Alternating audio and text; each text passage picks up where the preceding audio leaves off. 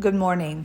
On behalf of the Alliance of Women in Workers' Compensation, I want to welcome you to today's webinar. The topic, Emotional Intelligence with Industry Leaders Addressing the Future of Work, will last approximately 1 hour and is a pre-recorded session from the Comp Laude event in 2019. Before we get started, I would like to thank our 2020 corporate sponsors for their support on hosting events such as this. They support us not because they want their logos up on a screen, but they support the cause, which is to effect positive change in the workers' compensation industry through networking, support, mentoring, and collaboration.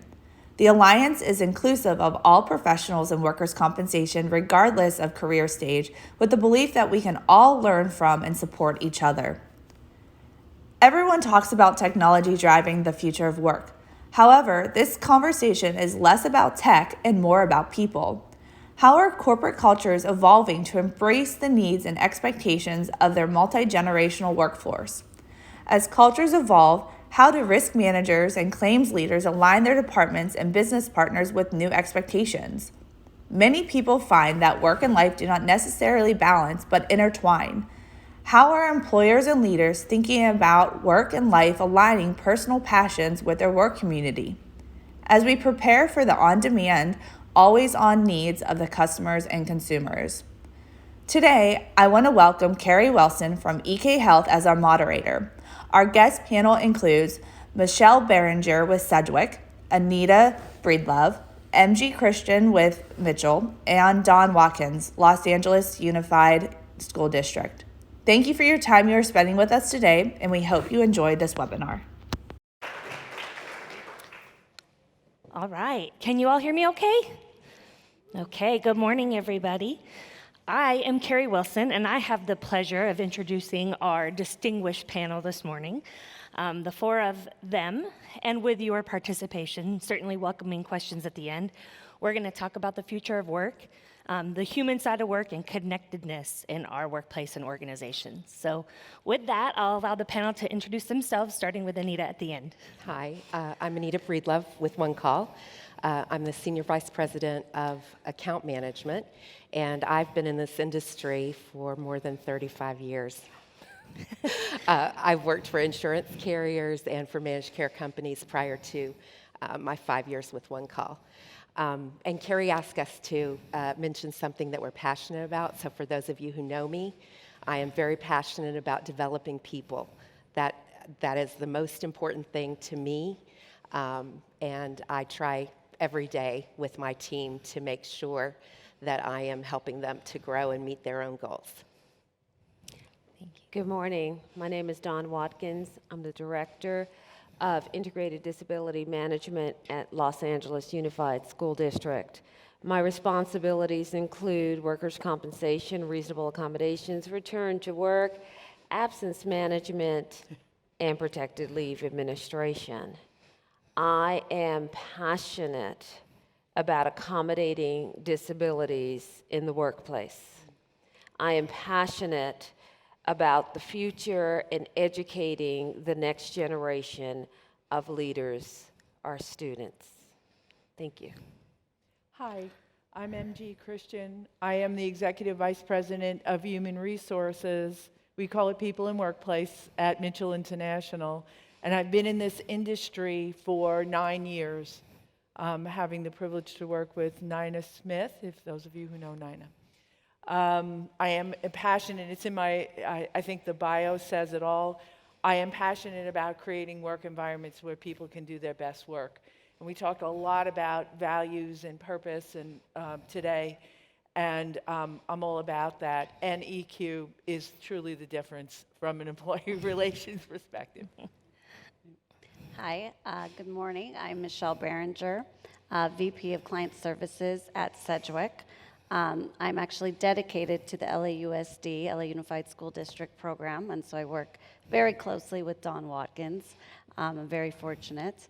And I am passionate about my program, the LA Unified School District.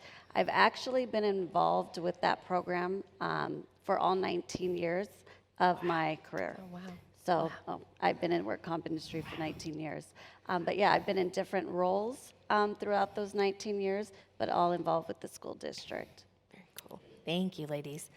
One of the things we talked about in preparing for this discussion is how the workplace has changed, what it used to look like versus what it looks like today versus what we think it might look like in the future. So we'll just start a discussion here. The idea is that we'll dialogue. Ladies will take the conversation where it needs to go. We'll certainly leave some time at the end for questions. But why don't you start, Anita, with, what do you think is the definition of how we connect at work today? Of how we can network? Connect, I'm sorry. No, that's okay. So I think that especially at work, it starts with communication, right? We have to be able to communicate up and down through the organization. Everybody's opinion is valuable, and we need to make sure that we're listening to all of those opinions. And then creating that sense of belonging and that sense of purpose. The workplace has changed so much. We were talking about this morning, where people today feel the need to come to a job that has purpose for them, something that is meaningful. If they're going to give 40 hours a week, 50 hours a week to something, it needs to be meaningful. So there needs to be a sense of belonging, a sense of community, a sense of unity around a specific goal. And, at one call, that's very easy because at the end of everything we do, there's an injured worker. And so we're kind of, that's our way of putting our arms around what we're doing every single day. But, it's all about that connection and making sure that you're creating an environment that allows people to connect. That connection that you're talking about is at all levels of the organization. Now, we all have these fancy job titles within this room, but I once had this amazing connection with the person who was cleaning my office. And he talked about how he contributed to educating our students, how he contributed to the organization. And, before that conversation with him, and by the way, every time I see him, we do chat, I don't think I would have sought out that connection, would have seen him as a contributor, but he is. So let's not limit our conversations and what interactions we're having to just our immediate team, our immediate little family of coworkers, and let's expand it beyond. Yeah, I would add from an employment perspective, there's kind of two things here, right? We talked about EQ and skills. From a skills perspective, I'm unfortunately seeing people fall out of the workplace because of a lack of ability or willingness, so EQ, IQ, to embrace technology and the use of technology. So for those of you like me who didn't grow up from the time I was a baby with an iPad or my parents' phone, this is all absolutely new to me. And so the use of things like as basic as Microsoft Office and knowing how to do a spreadsheet and knowing how to communicate using technology is so important. And I see people falling out of the workplace because of it. And these are people who have tremendous skills, tremendous experience, but it always comes back to that EQ piece, which is, am I willing to be curious? Am I willing to learn?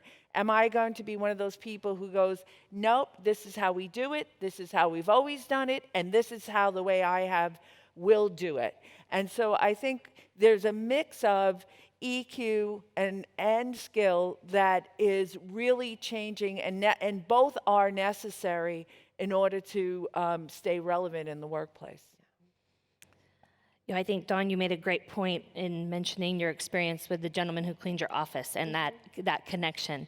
That's a great example of really him aligning to purpose, right? He sees purpose in his job way beyond what his responsibilities are, if you will. So thinking about that human side of work and knowing that MG, you're on the human side, what would you say is generally happening with the human side of work today?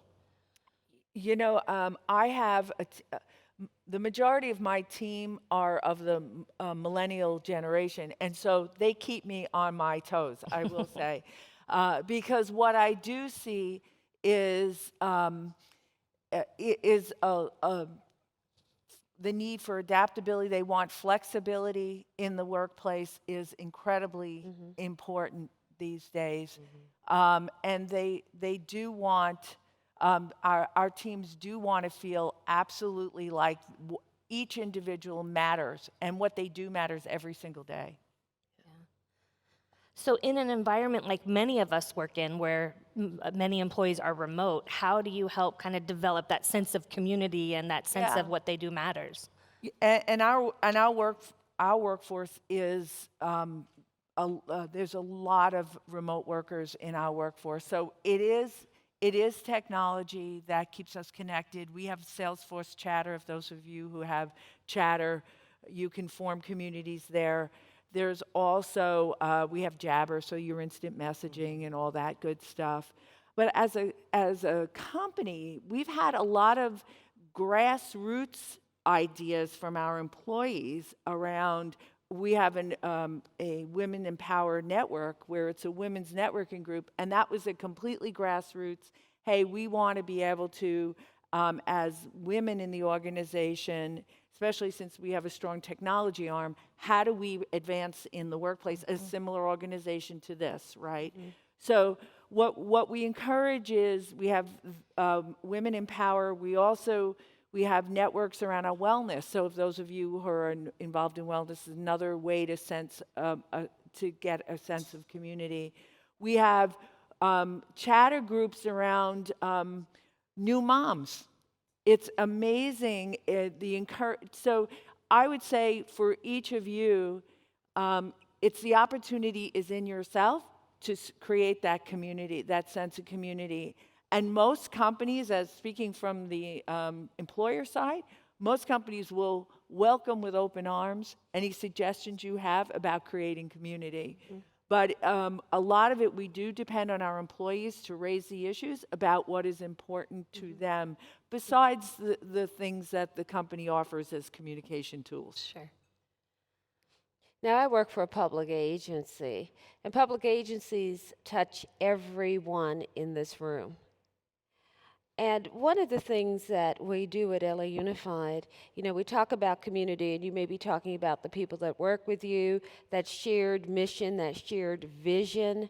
Our community goes beyond the walls. So we talk about wellness. We have wellness programs that include the parents of our students, that include the community, the partnership with other public agencies, be it the county or the city, to improve not just our community of work, but the bigger community that we actually live in. You talked about technology. We have an amazing technology program or department with every device and software you can imagine. And they did something so simple. They said, we're buying a lot of these devices and people don't know how to use them. So they started something they call Tech Talks. It's available to every employee that will teach you how to use your devices. And collectively, our efficiency, our effectiveness has increased. And you will see people talking about, did you go to the latest Tech Talk? Oh, let me show you what I learned. So we start that sharing. And it's not just sharing with the person you know, it's sharing with the people you don't know. And making those connections.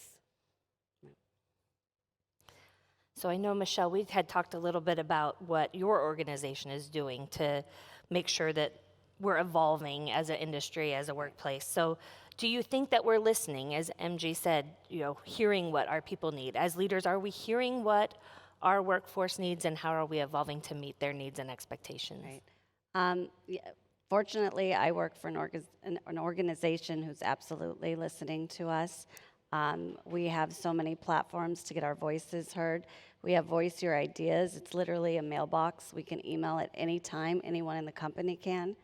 And they put their ideas, whether it's for process improvement, anything. And I'll tell you, a lot of The new implementations going on in our company have come from this Voice Your Ideas mailbox.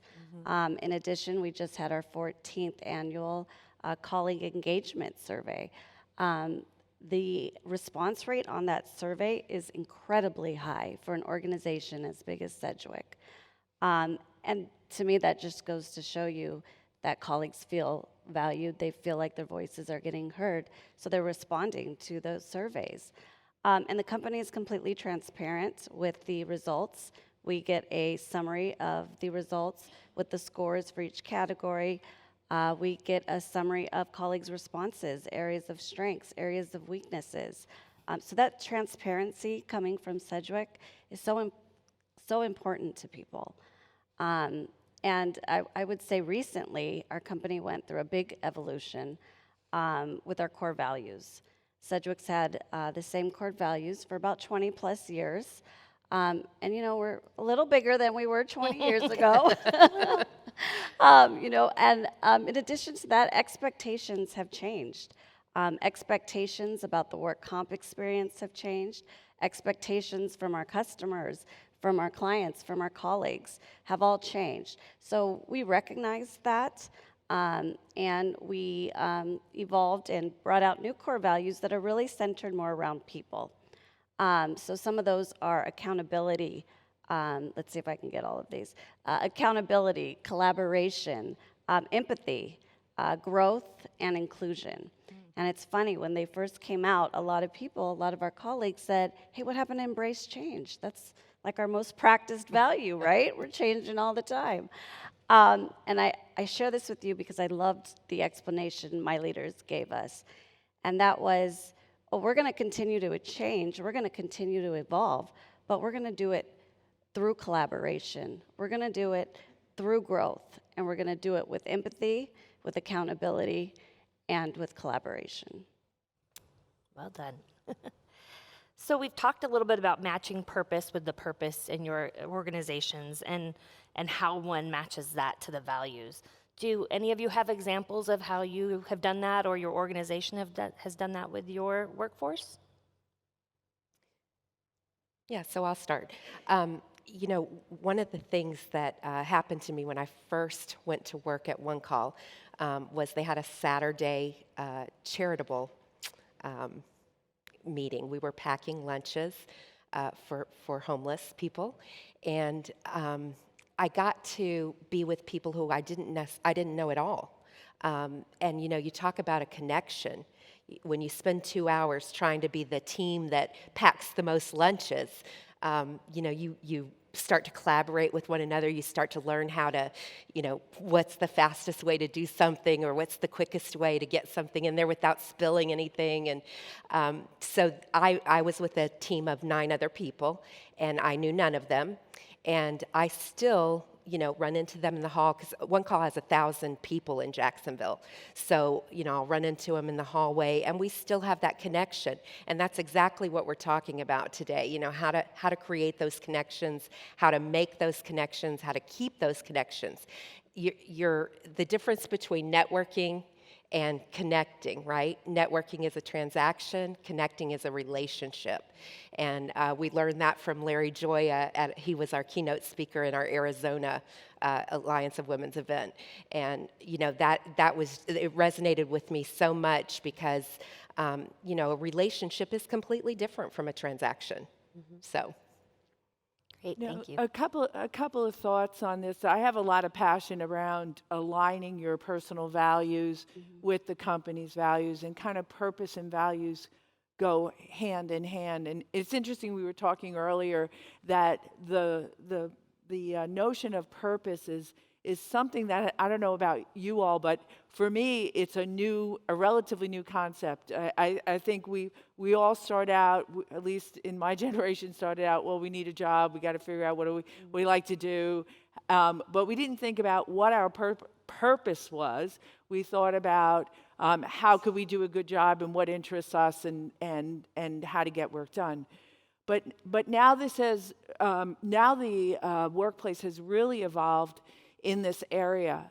And so the personal value, what I see as a leader in the HR field is people and companies. I think of it as a Venn diagram with two interconnecting circles.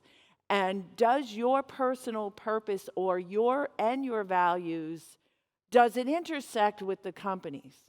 And do you have that intersection? And I will say to you that we should be testing for that, and those of you who are hiring should be testing for that with people who are coming into your organizations to make sure that their values align with the company's values. Because so much of the disconnect comes from what Camille mentioned earlier. It's people who can't get their head wrapped around how the work is actually getting done from a values perspective. And it's like, no, I want to focus on strategy, but I need you to do the task. But no, we're about this, but I want to be about that. And so you call it playing against type, call it, there's so many ways to express it. But the fact of the matter is you have to really know your personal values. By the time I came to Mitchell, I was 20 plus years into my career. I had worked in consumer goods companies that were hard driving, up or out kind of companies. And I sat in the interview with my then boss and said, I want to be in a company where I feel that my contributions are valued, where I can make an impact, where I can take risks, where I don't feel beat up every day if I make a mistake. And he said, you're in the right place. and here I am 9 years later now in his job. So I think I was in the right place. But I wish if someone would have asked me earlier in my career, what is the one piece of advice I would have given them? And those of you who are thinking about making a move or have children or friends, really it's about understanding what is important to you from a value perspective, and can that company that you're interviewing with, does it intersect with your values? And the more overlap you have, I guarantee you the more success you'll have. Absolutely. Well said, thank you. So along that vein, I know that a lot of companies are developing programs for retention and development from their staff within. Do any of your organizations have programs such as that? I can talk to that.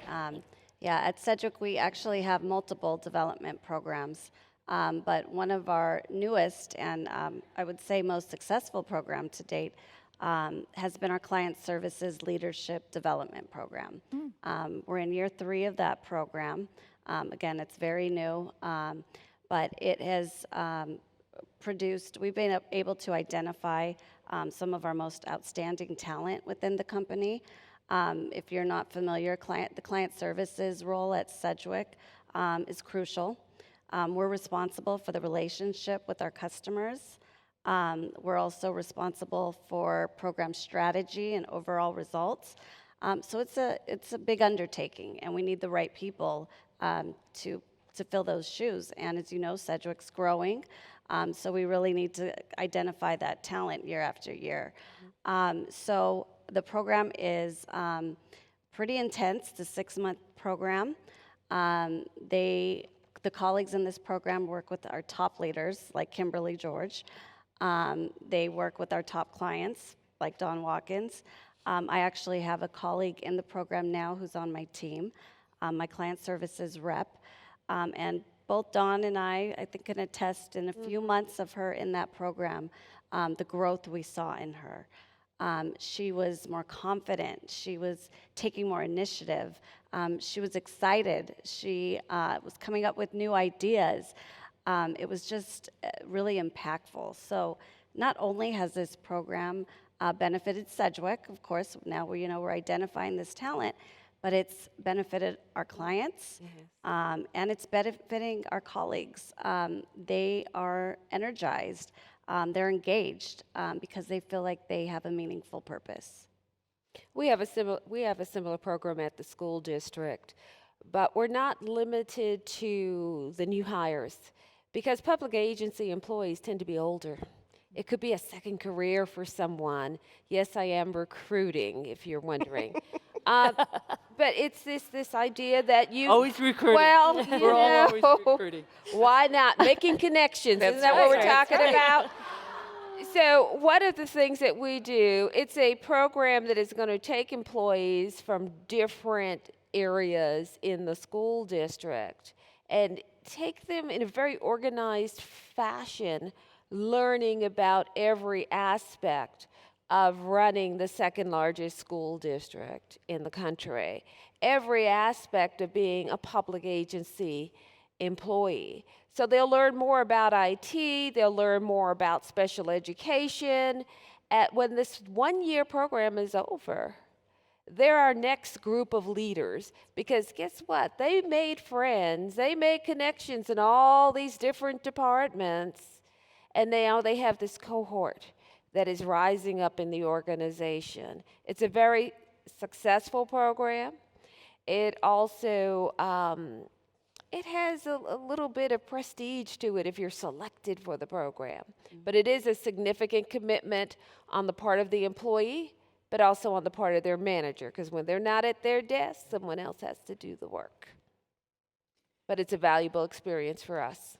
You know, if I could mention, at Mitchell we have an annual development planning process where you create a development plan or update your development plan. Here's what I will say, because whether you have a program or not, or you're fortunate enough to have programs like this, some folks aren't for whatever reason. The one thing that I would say about it is that you own your own development. Yeah. And that managers are a vehicle to support you, but at the end of the day, it's about you and how the initiative you take. So even if you don't have a formal program, take advantage of whatever you can to learn. And I would say, I remember one of the general managers when I worked at Dell, one of the GMs used to say, you know, I can help you get to, if you tell me you want to get to Seattle from Austin, I can tell you how to get there, but I have to know you want to get to Seattle. So kind of knowing what you want, at least on the short term, from a 1 to 3 years perspective, here's the things I think I need to work on, and here are then you can go ask for help. But a lot of times we see employees will come to managers and say, well, what do you think I should do? Well, it's great to get the input, but it really has to be your self-discovery and taking the initiative to talk to others, seek others out, learn about the different careers that are available to you in the job by really networking and connecting, frankly. And then helping, and then seeking help on how to develop. But it really does, I don't want you guys to think that if you don't have a formal plan, there's no opportunity. You can create your own opportunity. Absolutely. And at One Call, we have several programs, but the one that I'd like to share with you is our women's leadership group. And our focus is to empower and develop mid-level managers. And so we do book clubs and networking events and, just try to help those young people who are wanting to grow within the organization develop the skills that they need to make that next step. But to your point, most of the people in that program have raised their hand and said, I want this. You know, we won't know if they don't do that. So make sure that you're stepping out and you're raising your hand for opportunities. Being your own advocate, right? This life will teach you time and time again. You've got to be. That's right. That's right. Well, it's not only being your own advocate, but it's your career. That's right. It's your That's right. life. That's right. I love it when I have an employee that is really engaged, wants to learn more, and is not just sitting there saying, Dawn, teach me everything you know, but is showing that they have, what do you call it, skin in the game? Yep. Yeah. Some engagement, some involvement, and it doesn't always require money. There are so many different organizations and opportunities, and I encourage all of us to be involved in that community where we can have these opportunities to learn and to grow. And do not depend on your employer. Depend on yourself use what's available, Yeah. and encourage your staff to do the same. Great point. Yeah, I think we started off talking about how things have changed, and I think at one point, my editorial here, but is that we live to meet the expectations of the organization that we worked for. And now I think our workforce is looking for us as employers and leaders to meet their expectations. So if you don't mind, I'll switch to the little more personal side of work here. And Anita, as a leader, how do you know that you're meeting the expectations of your team, or how do you seek out that information to be the best leader for your team? So I'm very fortunate that I have and always have had people who are not willing to, or who are willing to tell me what they want. So I think that it's important to make sure that they have opportunities to engage, that we make sure that they have the freedom to tell you what it is they need. But then also all of the things that we've been talking about, creating an environment that allows people to share their ideas, and an environment that allows them to grow and develop in the way that they want to grow and develop. It's important. Of course, it's important to look at your compensation plans and making sure that you're staying updated with those, but understanding what is important to that individual, and especially younger workers coming into the workforce today. They have different focuses. They want the most current tech gadgets. They want more time off. They want paternity leave. So making sure that you understand what it is that will drive and encourage your employee. And then finally, back to that purpose, making sure that they know what their purpose is in the greater scheme of the organization and of the industry. MG, I'm calling out on you here Okay. because I know you mentioned you have a lot of millennials on your team. So you have challenges that Yeah. maybe everybody else out here has Yeah. too. Can Yeah. you walk us through what you're doing in that respect? Yeah. So they will. It's amazing how they will not shy away from asking what they want. So just make a couple. I'll go. Well, let me finish with this, and I want to make another comment. We just finished our annual engagement survey as well, and so we had I had a session with the team to ask them what can we do to have you be more engaged. And I broke them up into, so we had about 30 people. Some of them were remote, so we had the people jabbering on remote to get their feedback in. Some of them were in the room. We broke them up into groups, and we asked them. And it's amazing what people wanted. Interestingly enough, it was about connecting.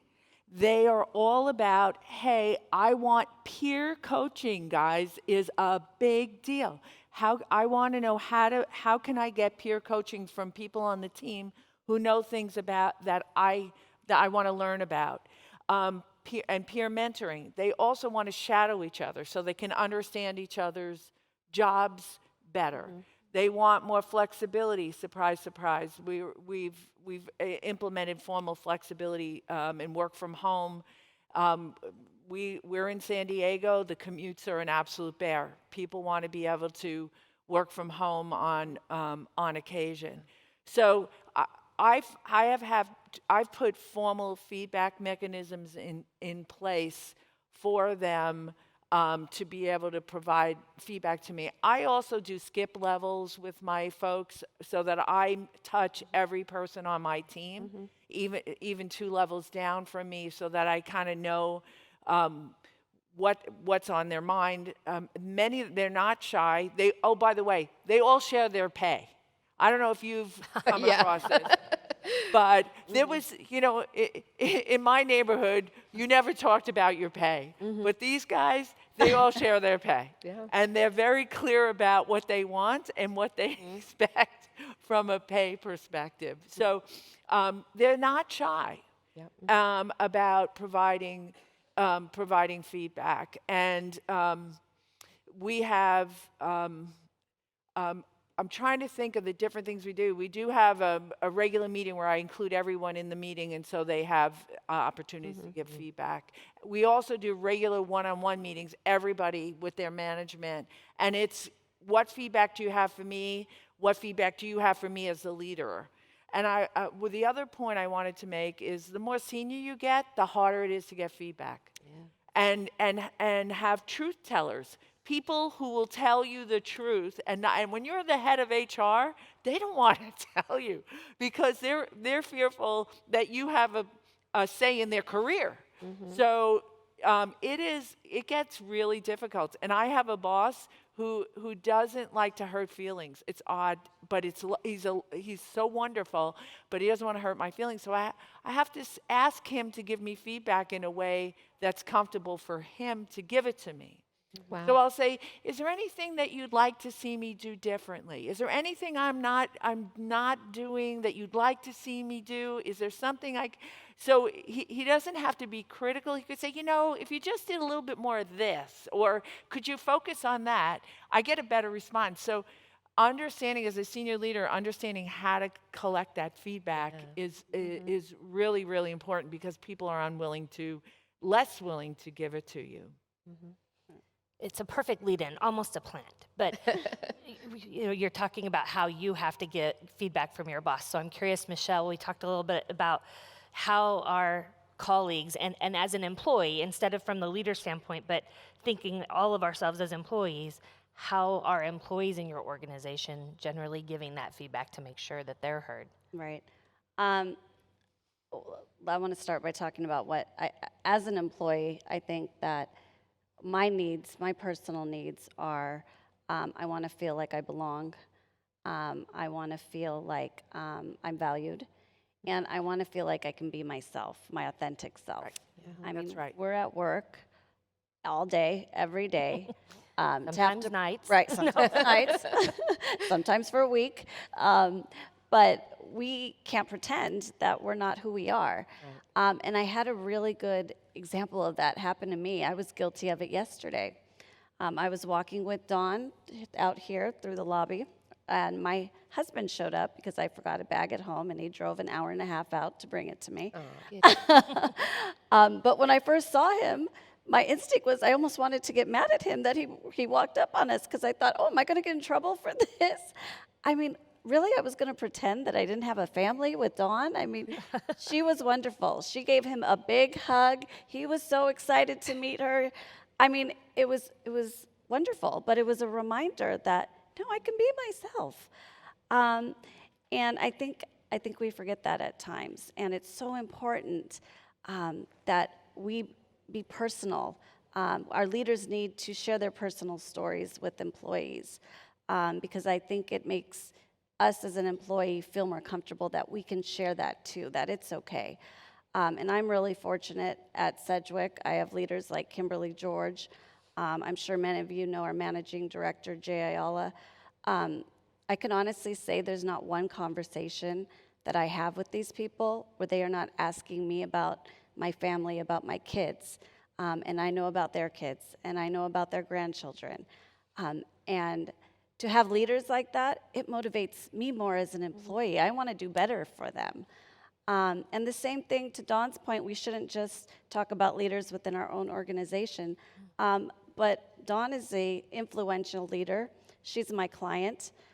I probably talk to her more than I talk to my own sisters and mother. But not a day goes by, again, where she is asking me, how are the kids? What's going on? We're walking through the conference, and she's reminding me, get some goodies for the girls. I mean, how motivating is that?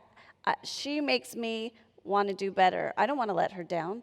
I want to give her the best results possible because she genuinely cares about me, and I genuinely care about her. You know, the relationship part, we just going back to the whole thing about future of work, there is no substitute for and we're in the relationship business. This industry is a relationship-based industry. And that's one of the most wonderful things that I discovered about working in this industry versus consumer goods where you buy something and it's transactional. Yeah.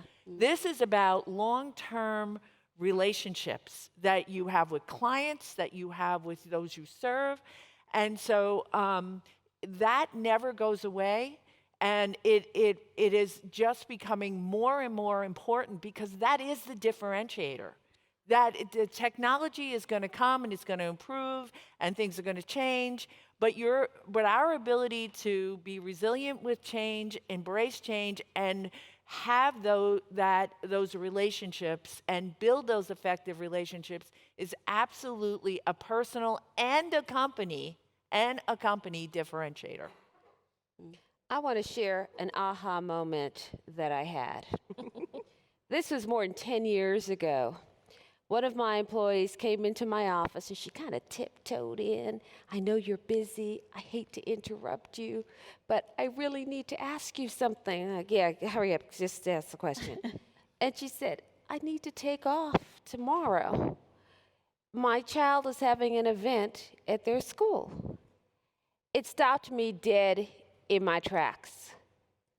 Because one, apparently I was the type of leader that you were afraid to present this question to. So I knew that I needed to change. And I sat her down and I told her, don't ever hesitate to ask for time off to be with your family. I said, we've worked closely together, but I promise you this, 20 years from now, you will not remember me. You will not know my name. You won't even recall that I existed. But that day that you spent with your child at their school, in their classroom, will stay with you forever. I still remember when I went to my son's classroom and helped make gingerbread houses out of milk cartons. He's now 30. He remembers that. I remember my mother going on trips with me. I am older than 30. But my point is, we really have to remember our employees are not robots. They have a family, and they can't do their best work for us if they can't fulfill their obligations to their family. I made a point after that encounter that whenever I was onboarding people, I reminded them that I understand. And how could I be in charge of protected leaves? How could I be a leader if I don't embrace that? Fast forward years later, I was hiring a woman. I looked at her and I knew she was going to have a baby. It was obvious to me. Now, you can't say anything, but I was fine with it. And I could also see her discomfort. I thought she was trying to hide it. You don't have to hide it. So it wasn't until she was further along in her pregnancy that she said, I didn't want to tell you. And I said, I want to celebrate with you. This is a part of life. And when you finish your pregnancy disability leave, and by the way, here's all your leave entitlement. It was not a secret. We're going to welcome you back. She said she didn't know what reaction I would have. And I said, that's the only reaction I could have. Yeah. I'm going to celebrate this new life. I'm going to welcome you back. So when you talk about what kind of leader are we have these aha moments where we can make a difference in someone's life. The woman who took off for her child, we still work together. And she'll every now and then remind me, I have an event. Thank you, Dawn. I'm off to that. And I say, have a good time, you know? So let's remember how we impact not just our organization, our employee, and their family. We have that opportunity. That's my aha moment. I think that was 3 moments, huh? But I shared. You can keep going. It was very I shared. well said. I wanted you to. And I think as you reflect, you've had aha moments where you realized you weren't communicating. I found that, I'm kind of cold. I don't talk a lot. Can't tell, can you? And some people thought I wasn't approachable. So I had to go outside my comfort zone and make a habit of saying hello to people, remembering little facts about them. And now every day, twice a day, I walk the floor. Mm-hmm. I connect with people. I see people in the elevator I don't know, and I'll start, I see you working special. I had a question about special, and we start connecting. So there's always those opportunities. But how has work changed when you and I started? When we started, Yeah, you hid your pregnancy. that's right. You hid everything Boss about asked your you family. if you were coming back to work. Yes, yes. Yes. Are you And married check yet? your emotions at the door. Yeah. Some of us, if you talk to your parents or folks who've worked a long time, you will see how work has changed. Yes. And it's changed for the better. That's right. Absolutely. And it's going to keep changing. Yeah, I just want to echo what you're saying around family and bringing your whole self to work. That is the future of work, and it is okay. It's not okay. It's what Dawn is saying. It's now celebrated because employers, guess what? Don't have a choice anymore because I always say we baby boomers, we raised the millennials and we taught them to be much more discerning than we were. And good on them because they are actually changing the way that we work. And work and life is much more integrated than it ever was before. And all of those things are okay and they're on board. And as an employer, in representing the employer, we have to figure out how to make that okay in our workplace. Right. And I would add, this summer, Sedgwick came out with a phenomenal training. I've never been involved in anything like this. They ran it all summer long. Our diversity and inclusion team flew all over the country, did something like 50 in-person trainings, all-day training, and it was all-day training about our connections with people. Sedgwick's been, the Caring Counts philosophy rolled out a few years ago, but the Caring Counts philosophy was really focused on our injured workers, as it should be, on our customers and clients. But what about our own colleagues? We were missing that piece. So even that Caring Counts philosophy has really evolved, and at Sedgwick we are really trying our best to make it about human connections and about the people. Great. Well, I think I'll ask one more question. I'll direct it to you, Dawn, but certainly welcome the whole panel to chime in. But in a nutshell, what does the future of work mean to you personally? The future of work means opportunities for engagement and connection. It goes beyond the change with technology, which is certainly changing work with people being remote workers. We're seeing more and more automation. But that part where there's that human connection, I see as part of the future of work. The changes that we're seeing, people bring dogs to work now. Yeah, Right? Yeah. they do. Yeah. I had a relative who worked for Tom's in Playa Vista in California. Everybody brought a dog. But work is going to change. I think that the office spaces, our physical spaces are changing. Where my TPA, they moved into a new space. No more offices. Right. No standard desk. Everybody has a sit-stand station with the headset. Hey, they have a chill room. No, it's not the temperature. You need to relax. You've had an intense conversation with that applicant attorney. You can go there and just relax. I went to a law firm, and they had all these video games where the millennial lawyers, they like to work 12 hours, and then they want to play games. Wow, we're recognizing that as an employer that we can't have the traditional office. When I started in claims, it was a huge room. The desks were in a perfectly straight row. Not anymore. That's not how we work. So physical aspects of work are changing, the expectations, the interactions. I have a brother who works for a company on the East Coast.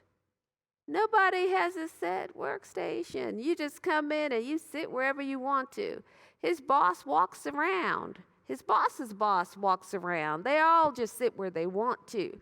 But there's access to leadership.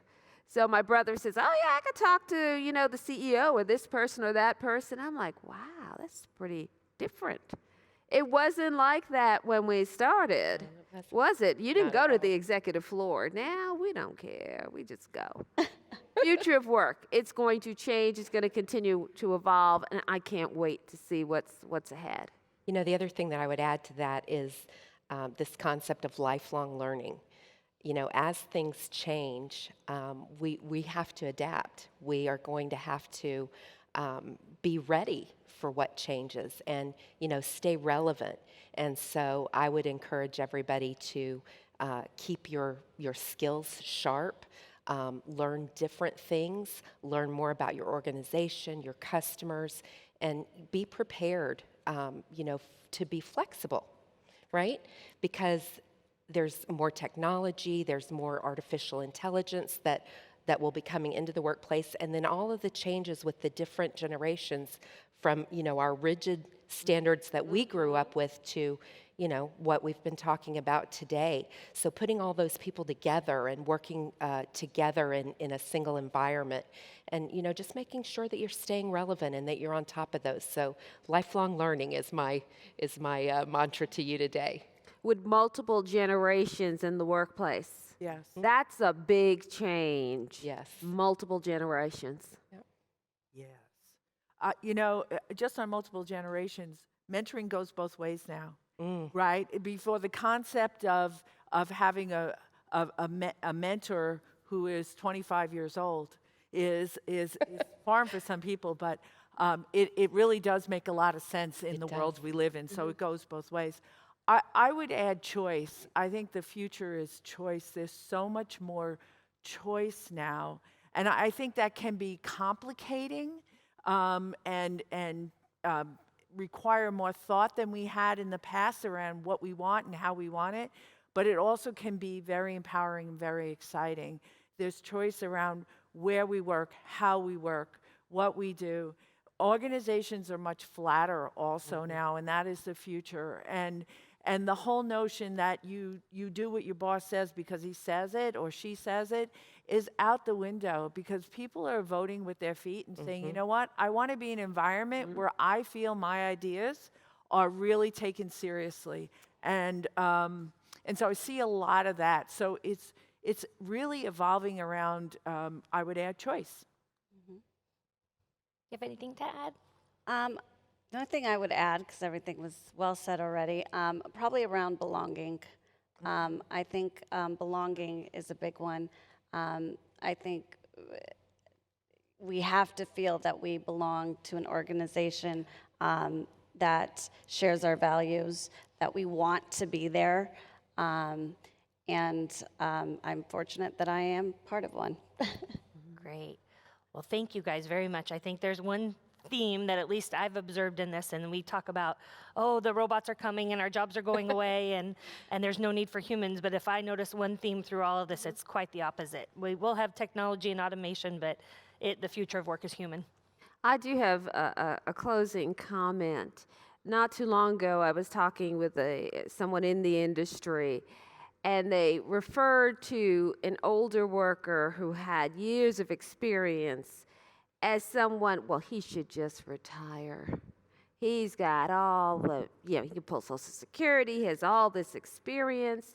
And I think that was the wrong way to look at things, especially when I'm on the other side. But we need to embrace the contributions of everyone and not go into these silos or this old way of thinking, she's old, she doesn't know anything. She's too young. You talked about being mentored by a 25-year-old, or our children teaching us things. That's right. Because we have to see the value in what everyone on the team brings to what we're trying to achieve. So I would encourage you to see that value. I would also encourage you not to be put off by disabilities. They are more common than you think, especially if you look at your relatives and your friends. There's all types of disabilities which can be accommodated in the work. I told you it was my passion. You knew I was going to squeeze that story in.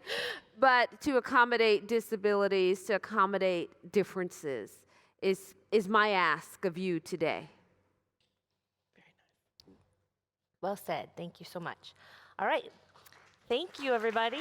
Thank you. We have time for some questions. Absolutely, yep. Questions for the panel? Thoughts to share? Good, good.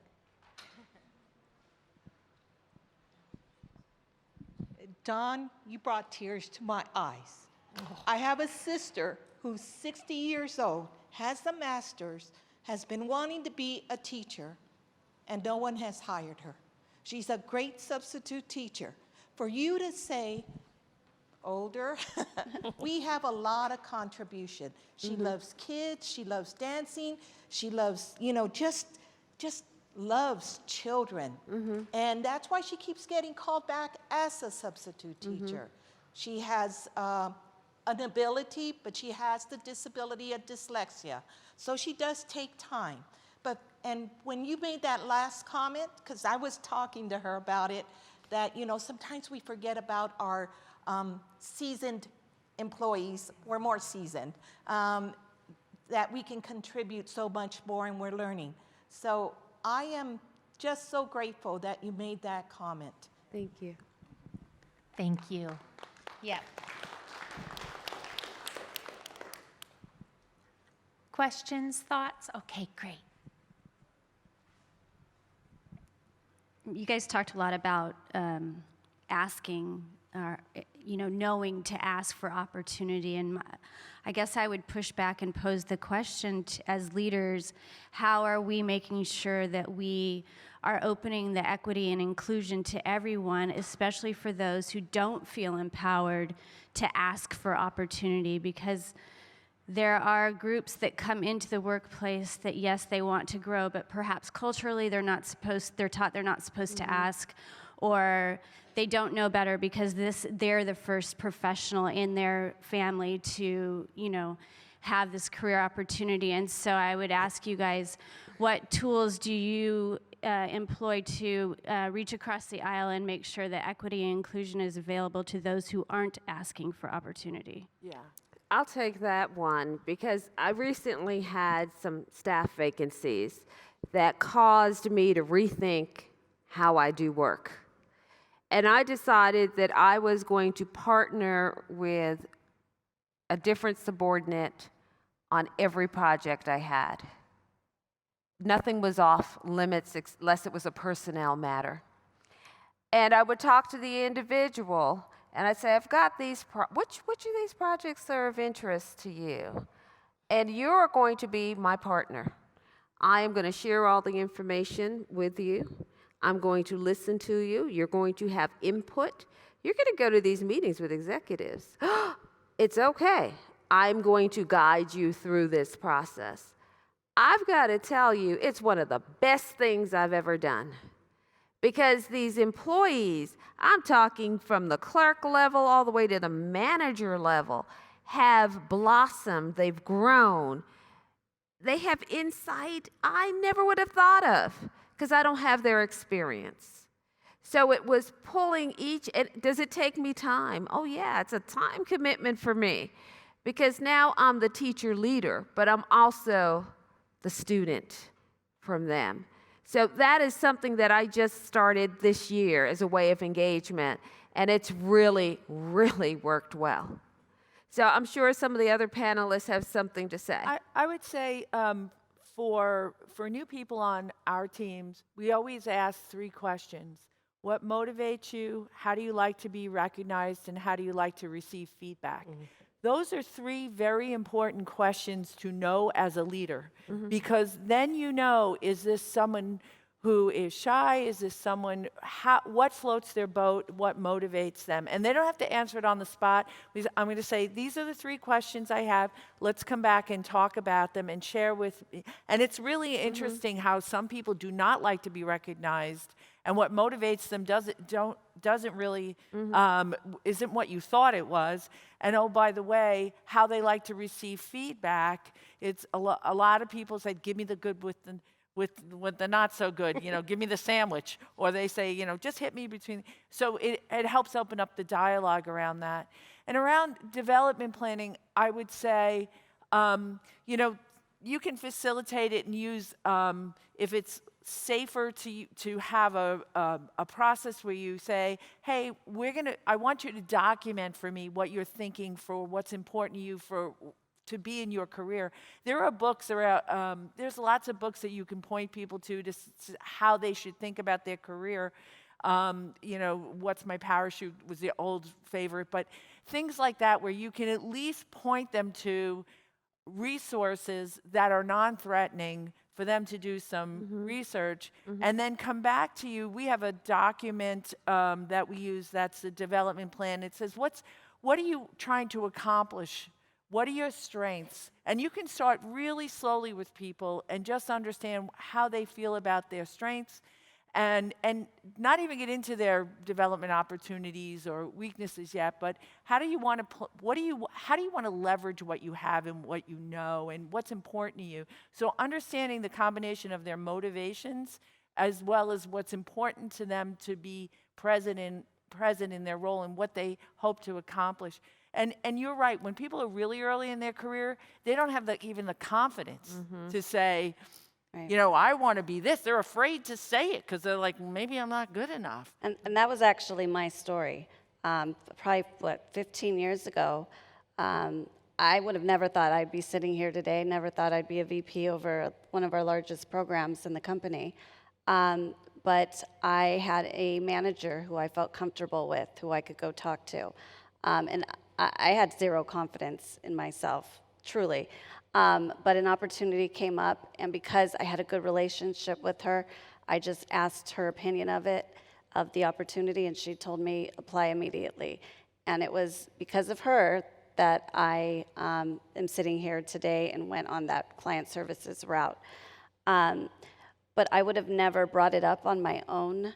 I think as leaders, we also have to get to know our people.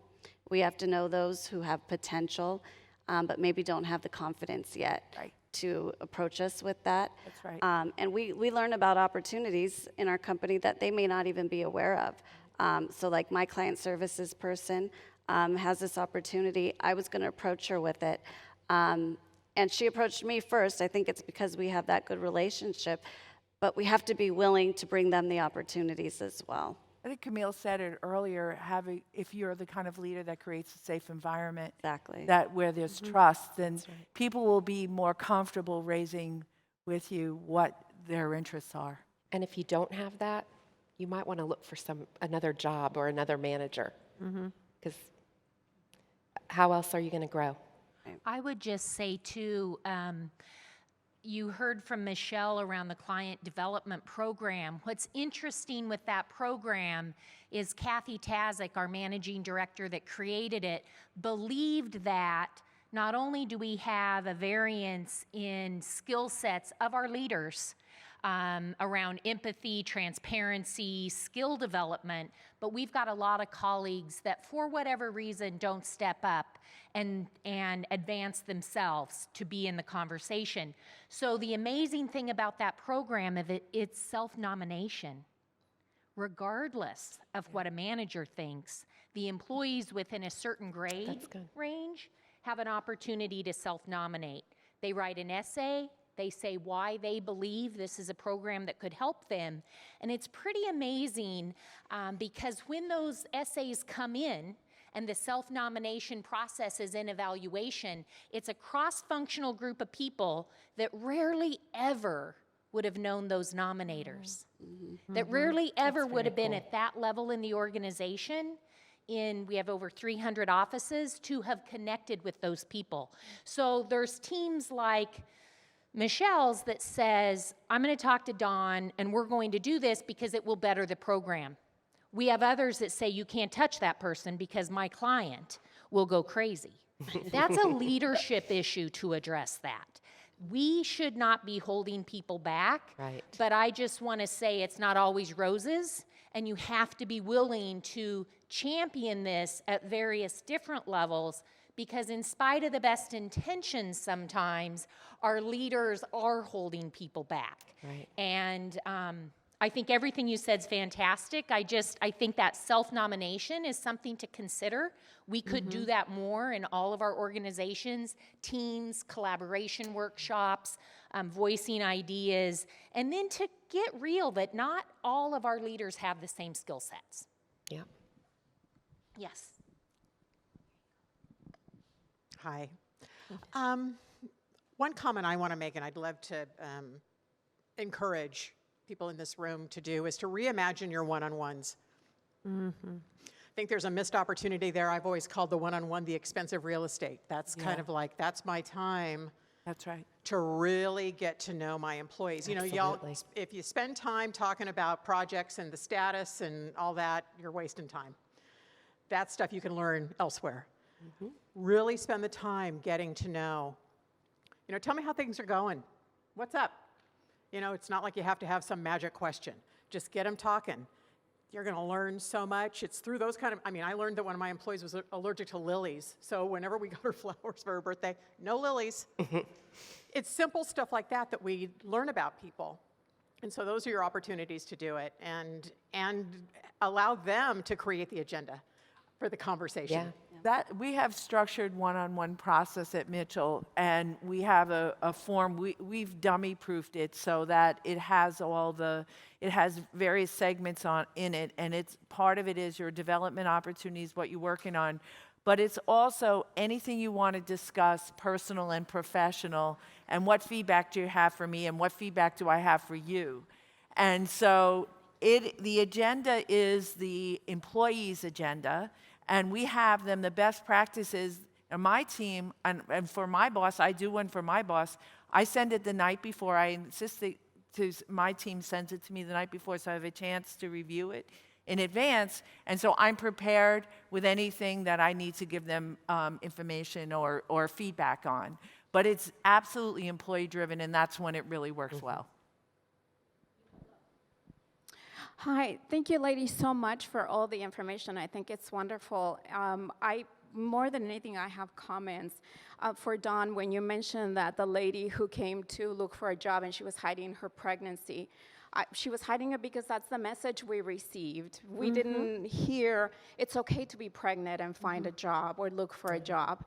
And then MG, your comments about millennials, I think it's absolutely wonderful that you are acknowledging their potential, because all I hear everywhere is how awful they are, how they don't communicate, how they're onto themselves.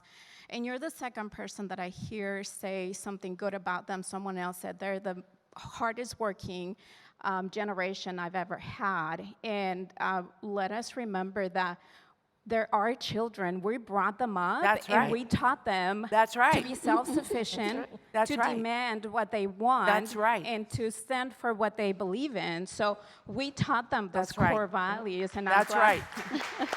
That's right. They are demonstrating it, because in 10 years, they're probably going to be sitting where they are. So. And they're making the workplace better for everyone. Yes, they are. So thank you so much. And for everybody here in the room, we also have to acknowledge ourselves and the small little things that we do every day that contribute to have a space like this where we can embrace and talk about how important and what it means to be inclusive and diverse and a woman and all the challenges that we have.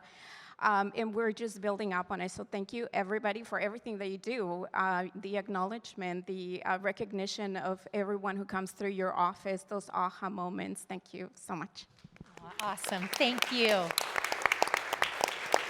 Thank you. A few comments I want to make. Anita on the right is on our board of the Alliance, and she runs our ambassador program. So thank you, Anita, for joining our board last year, for enhancing our ambassador program. I mentioned Dawn is on our employer advisory. Mitchell is one of our sponsors.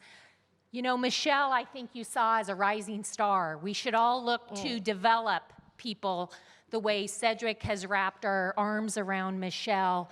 And it's people like this. I know, Dawn, you see a regular amount here out in California, but these are voices we all need to elevate ourselves, but have champions. So if you want to have speaking opportunities and you want to share, do join the Alliance, participate in our events, because it does help us lift up our industry. Yeah. And Kerri is helping us significantly with the ambassadors as well. So a round of applause for your panel and for all you do.